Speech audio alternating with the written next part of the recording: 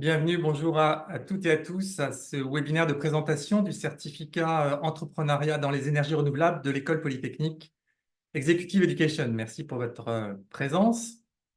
En préambule, je vais présenter les speakers. Je vais commencer par me présenter moi-même. Je dirige la thématique nouvelles technologies et numérique à l'Executive Education et notamment donc le programme entrepreneuriat dans les énergies renouvelables qui est sous ma direction. Et je suis accompagné de Baptiste Cotte, ici présent. Bonjour Baptiste et merci de ta présence.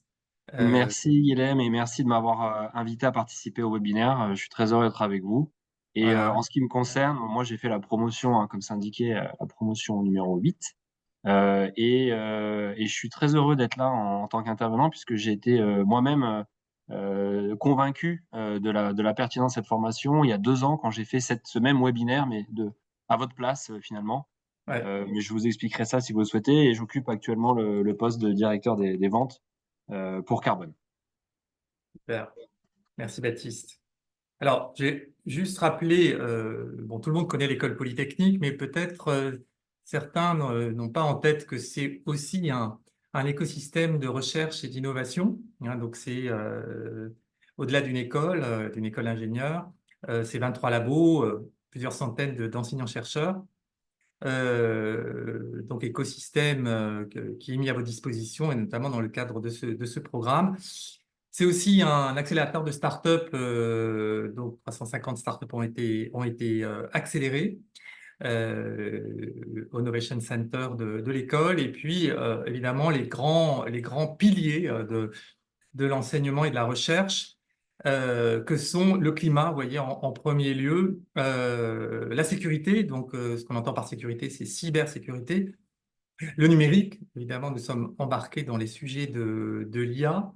J'ai évidemment, parce que les deux laboratoires de mathématiques et d'informatique sont impliqués dans le développement de ces technologies. Et puis, bien évidemment, aussi des sujets propres aux matériaux, à la technologie, et notamment pour la santé.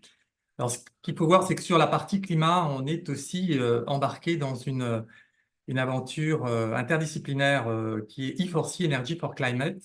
Et c'est le laboratoire de météorologie dynamique de l'école qui est en lead. C'est 30 laboratoires dont l'objet est la transition énergétique. Voilà. Donc, en guise de contexte. Alors, l'ambition et notre bannière, c'est de transformer par la science, en ce sens que, évidemment, nous sommes une institution polytechnique, hein, mais quand on parle de science, il s'agit à la fois de technologie, mais aussi d'innovation, ça va être notre sujet, mais aussi des humanités, hein, parce que quand on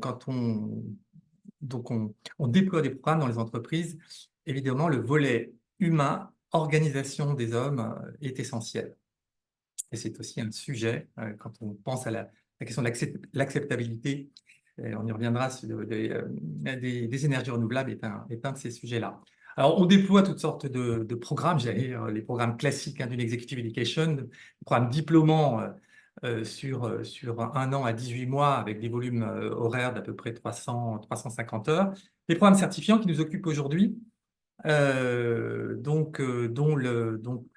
adossé à un référentiel de compétences qui est donc certifié à la fin du programme, dont ENR fait partie. Alors, ce sont des programmes qui se déploient entre, disons, un volume de 50 heures à 150 heures. Le programme entrepreneuriat dans les énergies renouvelables fait partie des programmes certifiants les plus longs de nos cursus. On y reviendra on en verra les raisons.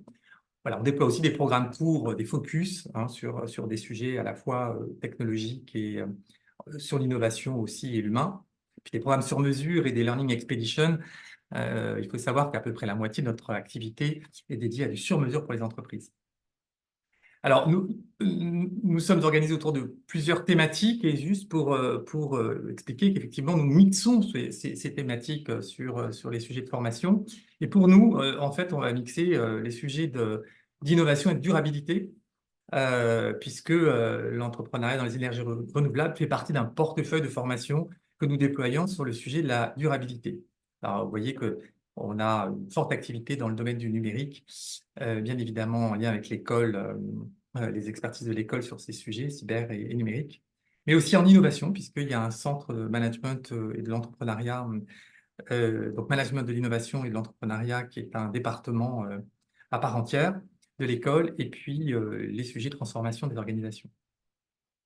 Voilà, donc pour finir cette introduction, l'entrepreneuriat dans les énergies renouvelables, vous voyez, c'est un programme long, 121 heures, comparé à d'autres programmes certifiants sur la question de la transformation durable et de la performance durable, où là, on est plutôt sur des sujets, on va dire, en lien avec l'économie circulaire et l'éco-conception, entre autres, hein, et la RSE, de manière générale. Nous, on a un focus, évidemment, énergie renouvelable, qu'on va présenter maintenant.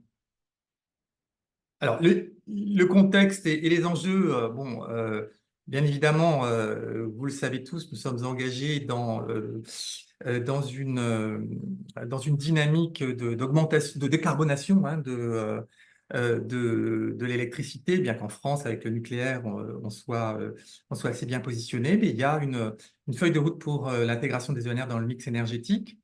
Ça représente donc un secteur d'activité en croissance.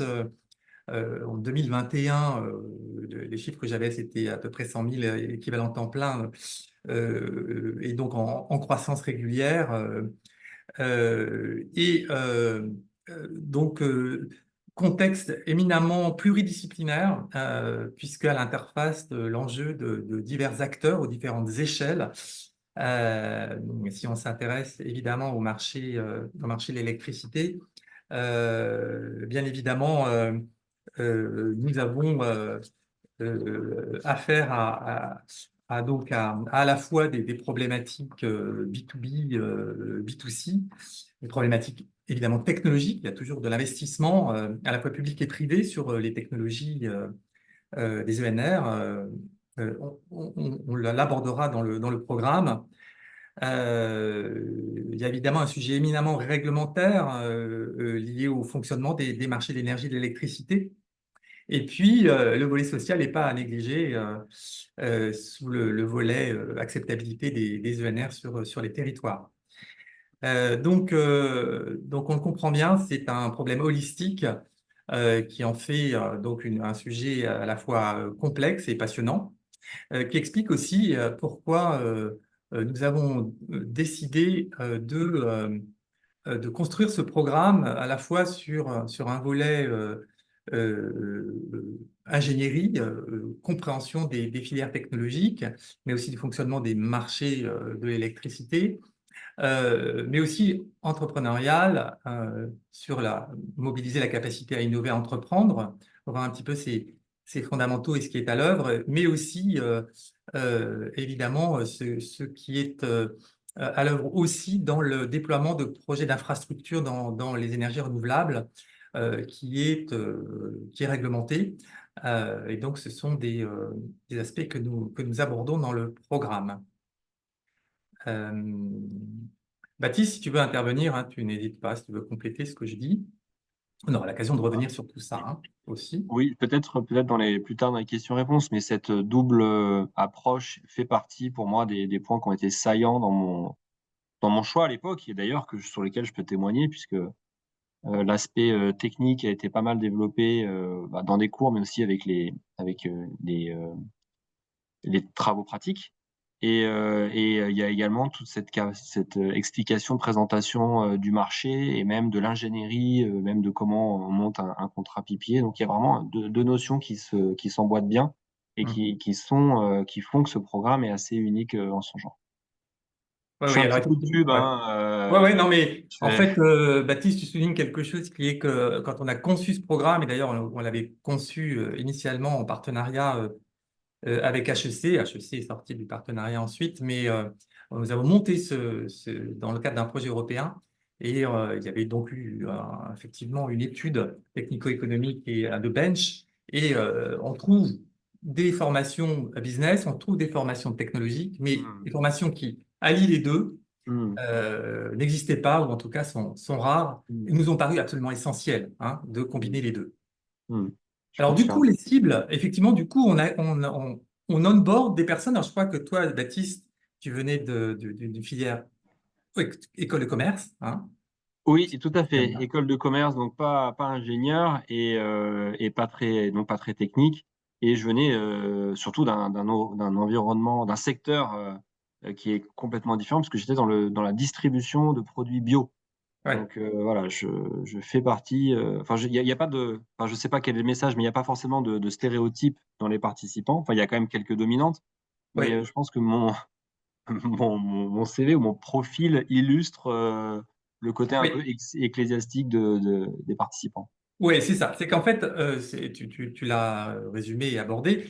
Et résumé, c'est qu'il n'y a pas il y a pas d'exigence sur d'expertise technique ou de background scientifique, même si, on va le voir, vous allez devoir, entre guillemets, acquérir un certain nombre d'ordres de grandeur et de compréhension des filières technologiques. Et on a conçu la pédagogie de façon à ce que vous puissiez l'ingérer de façon digeste. Mais donc, nous avons à la fois des personnes comme Baptiste qui viennent plutôt du secteur de, comment dire, des ventes, du marketing et on va dire du business. On a aussi des ingénieurs, des ingénieurs et beaucoup d'ingénieurs chefs de projet qui viennent du secteur pétrole et gaz, en tout cas du secteur énergétique. On accueille aussi des professions juridiques qui sont amenées à évaluer des dossiers d'investissement dans les ENR. Donc, ils ont besoin de mieux comprendre les risques liés à ces projets. Et puis, de façon aussi, mais moins évidente pour les questions de financement, c'est les cadres d'organismes publics et les chargés de mission. Voilà. Alors, peut-être il y aura un petit sondage, je crois que voilà, pour savoir quel est votre objectif principal en lien avec la formation. Alors, on essaie de bien comprendre vos motivations. Donc, merci d'avance pour vos réponses. Euh, En attendant, je voulais revenir sur les alumni qui vient se former aujourd'hui. Donc, nous avons à peu près 150 alumni. Vous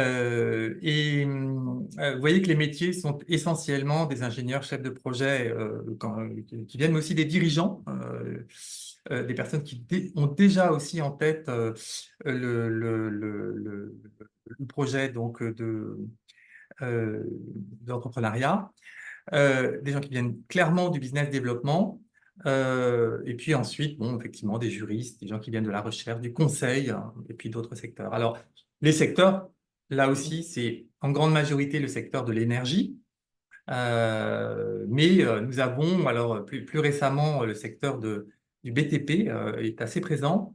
Le secteur banque, assurance, finance, banque, assurance est évidemment là, puisque il y a les investisseurs qui sont là, les technologies de l'information et le segment des transports. Euh, voilà, donc ça c'est classiquement nos alumni. Alors par exemple, la dernière promotion, ils étaient 26, ils sont en train de présenter leur projet, de soutenir leur projet devant le jury de certification. Vous voyez que les métiers, il y a beaucoup de personnes qui viennent de la finance, et de la finance verte, donc direction, R&D, études, chef de projet, donc management de projet. Donc pour les principaux, les secteurs d'activité, bah, comme je vous le disais, on voit l'environnement, l'énergie, la finance, les banques et le BTP, très présent. Puis ensuite l'industrie, la distribution, l'automobile. Voilà pour une photo de nos alumni. Alors, c'est un parcours qui a été lancé il y a maintenant un peu plus de 10 ans, en fait. On va vite, on ouvre la 10e promotion. Euh, on va revenir sur le format pédagogique et mixte. On essaie on a conçu ce programme pour que vous puissiez combiner ce programme avec votre exercice professionnel. Donc, il y aura des semaines en présentiel, mais ensuite, il y aura de la formation à distance avec de l'asynchrone, et notamment des cours en ligne sur les filières technologiques, de façon à ce que vous puissiez vous auto-former à votre vitesse. Des travaux pratiques, comme l'a mentionné Baptiste, qui sont en général plébiscités, parce que c'est une façon de toucher du doigt les technologies, d'avoir accès aux experts, de poser vos questions. Voilà. Et donc, des conférences aussi de présentation, notamment de notre écosystème. Écosystème que l'on met à profit, notamment, vous allez visiter l'Institut photovoltaïque d'Île-de-France dans le cadre de ce parcours. La certification est obtenue à l'occasion de la présentation d'un projet, on va y revenir, d'un business case que vous développerez, qui sera tutoré et présenté devant un jury. Voilà. Donc là, c'est la même chose, redit différemment, peut-être juste pour dire que vous voyez que vous avez à peu près une cinquantaine d'heures dévolues au sujet de l'e-learning, donc un enseignement à distance, et 15 jours de présentiel. En fait, il y aura 3 semaines, positionnées sur un calendrier que je vais vous présenter. Vous viendrez à l'X. Peut-être juste dire que l'asynchrone, vous voyez qu'il y a des cours en ligne, mais les cours en ligne sont toujours associés à des classes virtuelles synchrones sur lesquelles on revient sur les acquis de formation, répond à vos questions. Donc, l'enseignant répond à vos questions à l'occasion de ces classes virtuelles. Donc, il y a une classe virtuelle par SPOC, qu'on appelle SPOC, c'est un Small Private Online Courses, qui sont en fait des mini-MOOC, on va dire, mais qui sont agencés de façon à ce qu'ils soient digestes. C'est des petites séquences de 10 minutes. Ensuite, il y a des activités apprenantes, des quiz notamment. Donc voilà, ce sont des objets conçus pour l'enseignement en ligne. Alors, les fameux SPOC, alors attendez, je vais tous les faire apparaître. Voilà. Nous avons conçu l'enseignement à distance pour que vous puissiez intégrer les notions et la compréhension des écosystèmes liés aux technologies. Alors, principale filière des ENR, bien évidemment le photovoltaïque, l'éolien, la biomasse, et aussi un sujet important qui est le stockage de l'énergie. Stockage d'énergie, quand on parle de stockage, il y a évidemment le sujet du stockage électrochimique, donc de la batterie. Il y a aussi le sujet qui est abordé en masterclass et dans le cadre des TP, qui est la vectorisation, en tout cas le stockage sous forme d'hydrogène, et qu'on appelle aussi stockage chimique. Voilà. Autre sujet important, la question du fonctionnement des réseaux et de la gestion de l'intermittence sur les réseaux. Et alors ensuite, on a trois SPOC sur des sujets plus liés à la macroéconomie de ces marchés, aux énergies renouvelables et aux opportunités et défis, et aussi à la stratégie technologique et de management de l'innovation.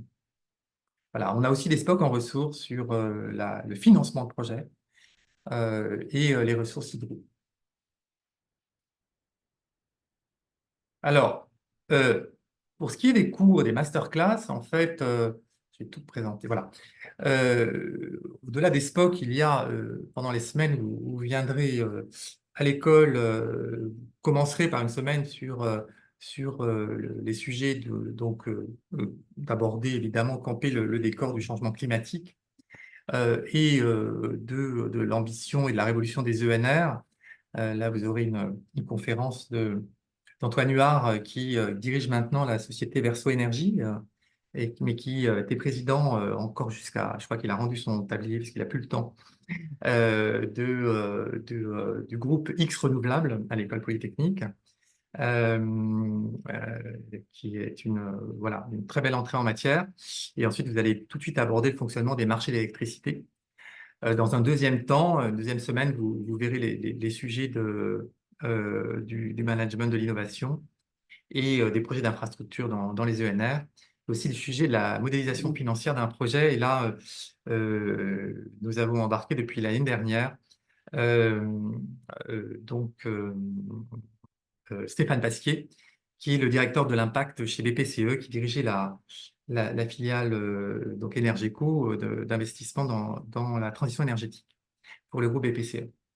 Alors, au-delà de ces cours, vous avez aussi des visites, comme je le disais tout à l'heure, visite de l'Institut photovoltaïque d'Île-de-France, qui est une unité mixte de recherche, mixte, c'est-à-dire à la fois, donc c'est une entreprise dans laquelle un certain nombre d'entreprises ont des parts, mais c'est aussi un centre de recherche, avant tout un centre de recherche sur les technologies photovoltaïques. Donc, ça aurait l'occasion d'en faire la visite et puis aussi de rencontrer des startups dans le domaine des ENR qui ont été accélérées à l'école. Alors, à mentionner les travaux expérimentaux, là j'en cite 4. En tout cas, vous passerez 4 journées entières chacun dans les laboratoires de recherche de l'école sur des sujets à la fois fonctionnement des cellules solaires, des modules photovoltaïques. Donc, les cellules solaires, c'est vraiment l'élément qui capte la lumière et la transforme en électricité. Par contre, les modules photovoltaïques, ce sont ceux qu'on déploie sur les toits, notamment, mais aussi des éoliennes, pour faire fonctionner des éoliennes. Il y a aussi un TP sur les piles à combustible. Donc, là, c'est l'utilisation de l'hydrogène pour la retransformer en électricité. Et le sujet des smart grids, c'est des nanogrids. Euh, donc avec des jeux aussi apprenants sur voilà, le fonctionnement de ces smart grids, c'est-à-dire de mettre de combiner à la fois les consommateurs, les producteurs et les stockages de façon à pouvoir allier demande et production, puisque vous savez que pour l'électricité, bon, alors évidemment, c'est pour ça qu'on est obligé de mettre des stockages, mais tout ce qui est injecté sur le réseau doit être consommé ou stocké. Alors, le projet, donc, à la fin du cursus, on verra tout à l'heure, voilà, sur le ligne, vous aurez 3 mois pour développer un projet personnel, qu'on va appeler business case, et qu'on va vous aider. Alors, soit vous arrivez avec votre projet, hein, ça arrive, soit vous n'avez pas de projet, et d'ailleurs, l'expérience montre que on assiste parfois à des mariages entre des personnes de la promotion qui viennent plutôt du côté business ou finance, et puis d'autres qui viennent plutôt du secteur de l'ingénierie. On pousse à ce que le projet soit développé à 2, mais ce n'est pas obligatoire. On a aussi des personnes qui développent leur projet en solo. Euh, vous avez 3 mois pour... Alors là, je vous ai donné quelques exemples. Les 3 premiers sont des cas d'usage, on va dire, des cas d'usage. Alors, le premier, ça a donné lieu à la création d'une entreprise de conseil pour déployer le marché, l'autoconsommation solaire en France. Les 2 suivants ont été des projets de déploiement de cas d'usage en Afrique, en Guinée et à Lomé. Et les 4 derniers sont plutôt, on va dire, des projets sur des filières. Euh, Vous voyez qu'il y a la valorisation de la biomasse, le sujet de l'éolien offshore dans la production de l'hydrogène vert. Ça, c'était l'année dernière, un très bon projet. L'année dernière. Photovoltaïque to fuel, l'idée c'est d'utiliser l'énergie solaire, enfin tout l'électricité solaire pour synthétiser des fuels. Et puis il y avait eu un sujet d'ailleurs d'une juriste sur le problème des rénovations des fermes éoliennes offshore et comparaison de la situation française à la situation anglaise, hein, éminemment réglementaire aussi. L'idée, en tout cas, dans tous ces projets, c'est qu'il y ait ce qu'on appelle un business case, c'est-à-dire qu'il y ait une réflexion technico-économique. Alors évidemment, quand il s'agit par exemple, du déploiement d'une infrastructure de production, on va regarder la question des risques et la question de l'investissement et du retour sur investissement, hein, donc dans le modèle économique. Évidemment, ça se décline différemment dans les sujets de valorisation de filières, même si voilà, on va essayer de vous faire travailler systématiquement sur cette réflexion technico-économique. Euh, Baptiste, toi, peut-être tu peux témoigner sur le projet que tu avais présenté. Moi, peut-être, oui, un témoignage, bien sûr. Ce que je peux peut-être apporter, c'est que c'est vraiment un gros morceau de la formation. En tout cas, il y a une implication importante. Ça ne veut pas dire qu'elle n'est pas dans le reste du cursus, hein, mais Oui. c'est quand même, après, peut-être chacun le vivra différemment, mais choisir un sujet, savoir comment l'aborder, structurer la méthode, construire l'argumentaire, aller dans les chiffres du marché, du projet. Ouais, c'est quand même un gros mot, mais c'est hyper satisfaisant, c'est hyper gratifiant. En tout cas, pour ma part, j'en ai ressenti beaucoup de fierté d'avoir produit ce mémoire. Et en tout cas, pour moi, ça a été quand même, je dirais, ouais, la première pierre, j'allais dire, que j'ai pu apporter dans la construction de ma réorientation professionnelle. J'avais choisi un sujet qui est lié au photovoltaïque dans le résidentiel en France et donc en lien avec Carbone, l'entreprise que j'ai rejoint par la suite. Mais oui, c'est clairement, là, pour le coup, c'est hands-on, hyper bien accompagné. Moi, j'avais un tuteur génial et ça permet de défricher un sujet et derrière de Mm. capitaliser sur ce travail pour être un peu crédible et pour être pertinent, même plus que crédible, pertinent auprès des interlocuteurs auxquels vous aurez à faire face si vous choisissez un sujet qui vous amène vers là où vous voulez aller. Hmm, tout à fait. Alors justement, il y a une question d'Erwan Etienne sur le chat. Bonjour, la séquence du projet tutoré est-elle sur une problématique concrète ou peut-elle être sous forme d'un stage d'entreprise? Alors, en fait, oui, elle est forcément sur une problématique concrète, mais elle peut tout à fait être déployée dans le cadre d'un stage d'entreprise. Si vous êtes en entreprise où vous déployez ce sujet-là pour une entreprise, les deux peuvent être combinés, hein. Mais oui, c'est une problématique concrète qui est cadrée en début, hein. Baptiste, vous êtes accompagné au début pour la sélection de votre projet. L'idée, c'est que ce soit pas trop ambitieux pour pas que vous vous retrouviez en difficulté, hein. Donc, le contour du projet doit être compatible voilà, de l'ambition, hein. L'idée, c'est pas non plus de vous faire une thèse, hein, mais c'est un exercice de style qui va vous permettre de mettre en pratique les acquis de la formation. Voilà. Donc, alors, je reviendrai sur les questions de Guillaume. Je vais juste terminer la présentation, on viendra aux questions.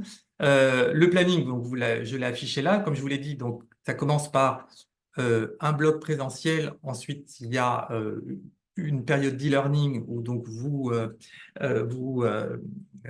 intégrez les SPOC et vous participez aux classes virtuelles à distance.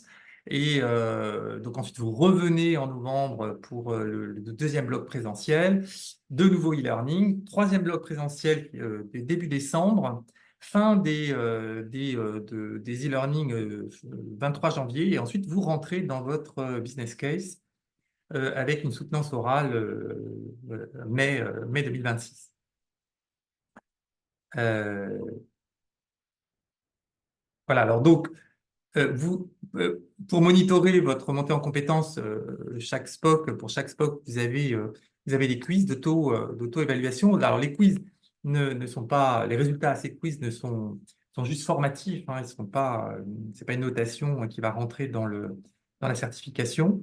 Vous avez aussi un jeu d'autoconsommation qui va vous permettre de simuler, voilà, un, je vois qu'il y a une question de Guillaume sur un focus est-il fait sur l'autoconsommation avec le lien sur les ENR et les nouvelles mobilités? Ben oui, voilà, vous avez par exemple l'exemple de cela, Guillaume.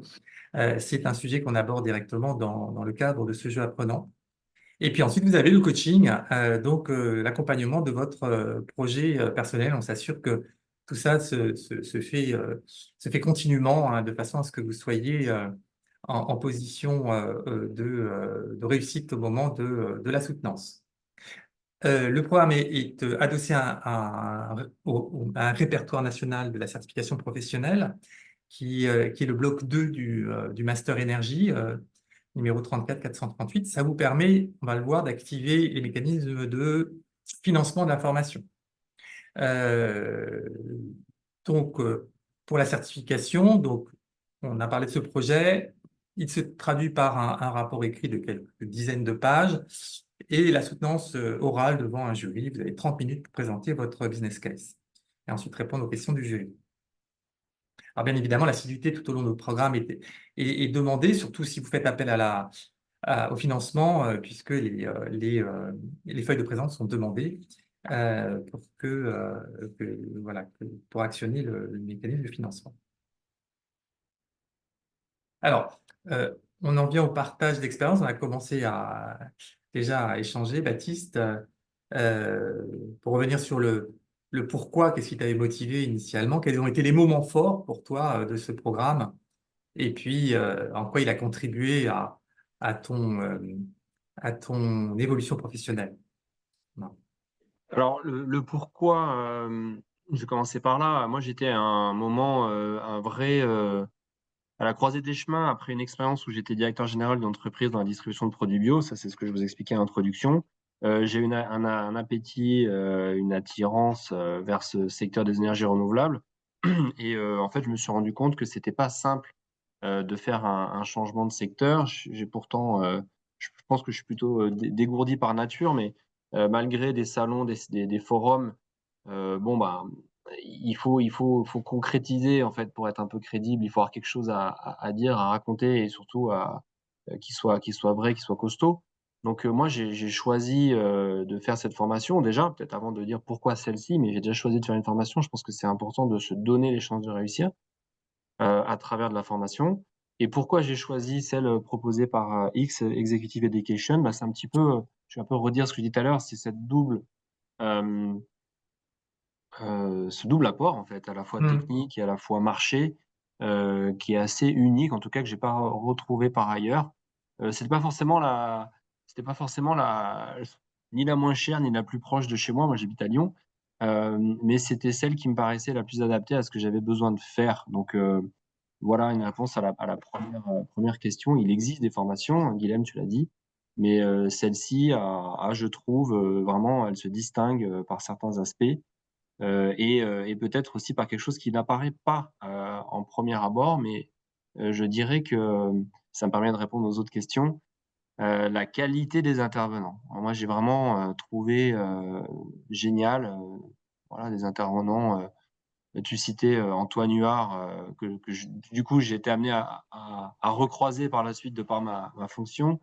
Tu sais, il y en a plein d'autres, hein, que ce soit sur des TP, que ce soit le cours, sur les PPA ou que ce soit, chacun dans son domaine apporte vraiment, enfin, on sent qu'il y a il y a au-delà d'une expertise, il y a une passion, qui est très communicative et donc des intervenants de très, très grande qualité et les moments forts, je pense que je dirais que, bah, je trouve que les TP, ressortent bien puisque, c'est très hands-on, hein, comme on dit en bon français. On fait des manips, on monte sur un toit, on va mesurer la vitesse du vent, on va utiliser des capteurs.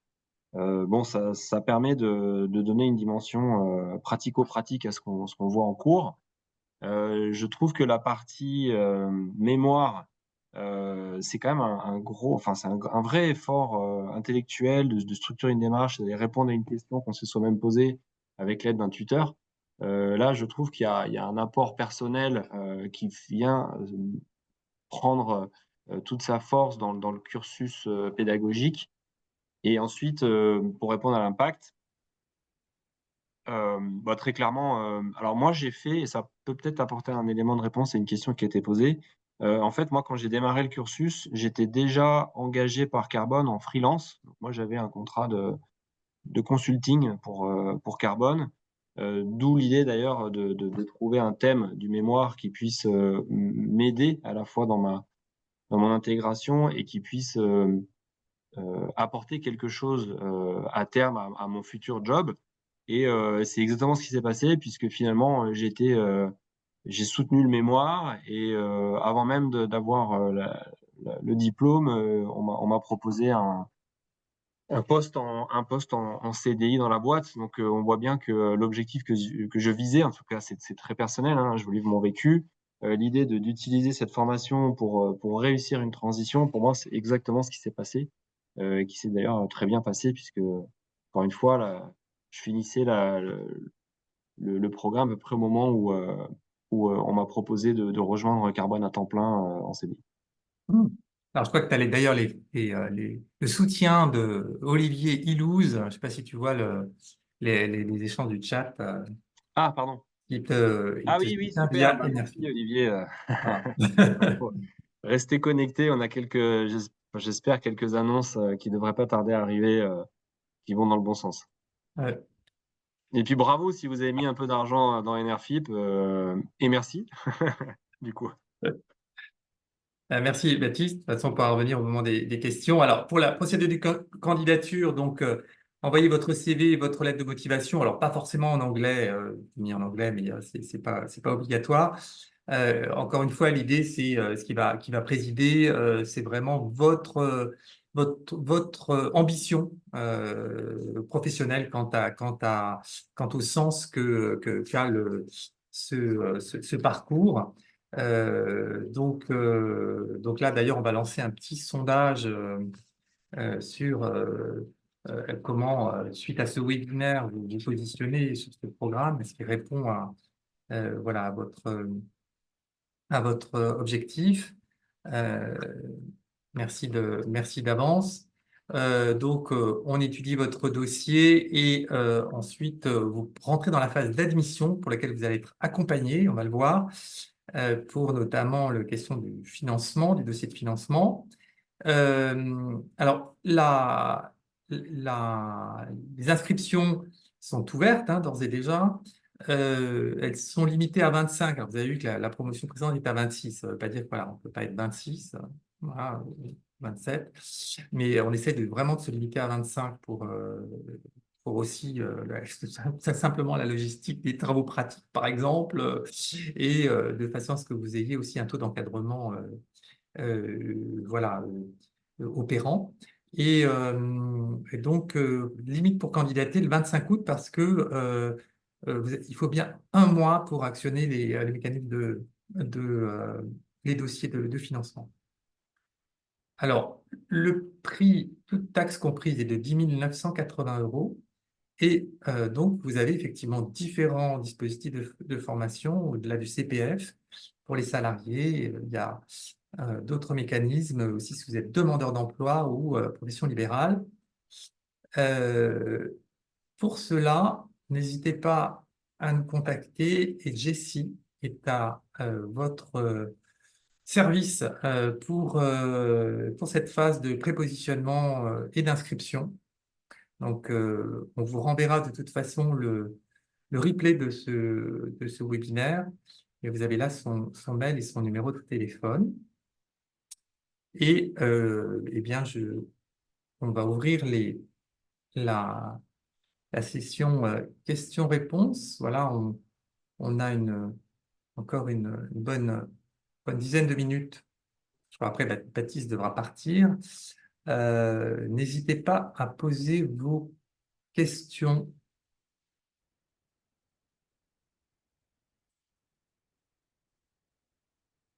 Voilà, alors, en attendant, peut-être que vous postiez, oui, je ne vois pas. On a répondu aux trois premières questions.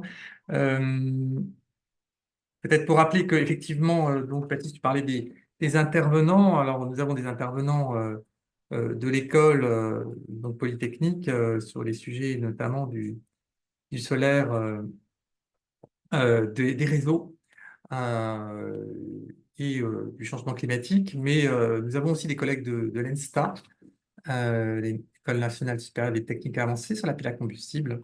et AgroParisTech sur la biomasse. Alors, combien d'années d'expérience ont les participants en moyenne? Alors, c'est marrant parce que j'avais le camembert pour le ENR9. En fait, sur ENR9, l'âge moyen est d'à peu près 40 ans. Donc, vous voyez qu'en moyenne, alors on a quand même quelques personnes qui ont entre 30 et 40, mais il y avait aussi pas mal de personnes entre 50 et 60. Et donc, en moyenne, on était. Ouais, donc, il y a des personnes qui ont un parcours déjà très, très avancé, qui se repositionnent malgré tout sur ces sujets parce que c'est des. On voit bien d'ailleurs pour toi, Baptiste, hein, tu étais déjà positionné dans ton précédent job sur la filière bio, sur la question du développement durable. Et voilà, c'est porteur de sens. Donc, on a des gens qui, en fin de carrière, continuent à évoluer vers ces projets. Mais je dirais que c'est 10-15 ans d'expérience, hein, pour les participants en moyenne. Euh, alors, les sujets d'autoconsommation individuelle et collective sont-ils abordés dans la formation? Alors, ils sont pas abordés directement dans les cours, mais comme vous l'avez vu, le sujet de l'autoconsommation est utilisé dans la pédagogie. Euh, Elle est plutôt individuelle. Ensuite, bon, sur l'autoconsommation collective, c'est un sujet. Encore une fois, ce sont des sujets qui ne sont pas directement abordés dans les cours, mais c'est des sujets que vous pouvez approfondir avec les intervenants qui sont évidemment affûtés sur cette question-là. Ça peut être aussi le sujet de votre mémoire, si c'est le sujet important pour vous. Oui, le support de présentation vous sera partagé, Eric. On va vous envoyer le replay donc avec le slider, je crois demain. En tout cas, Aurélia vous enverra le lien.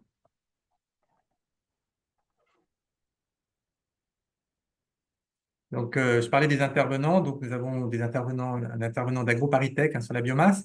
Et puis, il y a la cellule d'innovation entrepreneuriat avec Nicolas Motis et Benjamin Leiani qui interviennent dans le programme. Euh, En termes d'entreprise, ben, vous avez BPCE, donc le directeur de l'impact, qui va vous amener à poser le financement d'un projet dans les ENR. C'est une personne avec qui on a déployé des formations de financement des projets pour une entreprise française dans les ENR. Et il a une méthode qui est très, très efficace et c'est un passionné.